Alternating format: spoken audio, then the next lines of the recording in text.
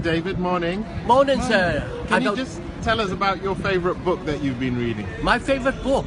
Well, it goes back 5 years and it's a great book and everybody should have one on their bookshelf. What is it? No, it's not that one, it's the Quran. How I got introduced to the Quran was I was on the plane coming back from New York. Yeah, that's over that way. Oh no, it's not. It's over that way. And the thing is, believe it or not, really, this guy was reading a book. He left it on the seat when he got off the plane like me. And you know what? I chased after this guy and said to him, "Hey, mister, you left your book." He said, "No, you keep it." I said, "Well, okay." So I kept it. And then I was waiting in the airport lounge in Heathrow.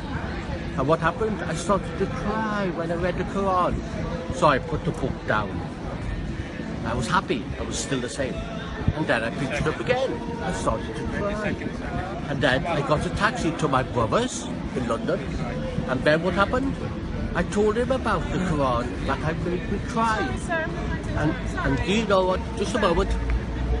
And then what happened was really, he said, "Don't speak of nonsense things, don't speak of things." I said, "Well, the thing is really, why am I crying?" And then he said, "Go next door." So I went next door. And who was there? The man that was on the plane. And the thing is, name a number, any number. The thing is, I'm not selling that Quran for £20 million or £20,000. I read it twice a day, and not only that, I keep it under my pillow. And you also read it to people as well, don't you? I do, and I'm just going to go with that. And not only that, as an activity coordinator working with people with dementia, I read it to them. And the thing is, they ask me questions, I don't know all the answers, but I know there's one thing in the Quran. What is it? Truth. And if you was lost in the desert, or you was lost somewhere in town, you'd ask somebody away. What's the Quran? It's a map for life.